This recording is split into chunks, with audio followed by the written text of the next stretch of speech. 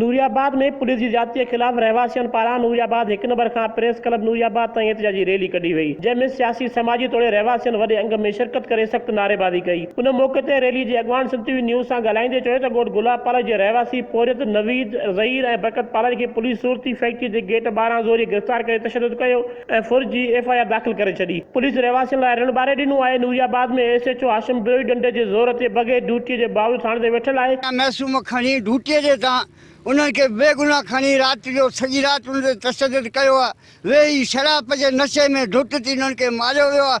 नंढड़ा ॿारनि खे पकड़े उन्हनि खे तशद्दुद करे बेगुनाह सज़ा थो ॾे, वॾेरनि जी वंगार पियो वहे। असीं अपील था कयूं SSP Jamshoro, DIG Hyderabad, DC जेके वसार अमलदार आहिनि उहे हिननि खिलाफ़ एक्शन खणनि, मज़लूमनि जी जान छॾाइनि। वॾेरनि जी कमदारूं वहे थो, ग़रीबनि सां ज़ुल्म करे थो।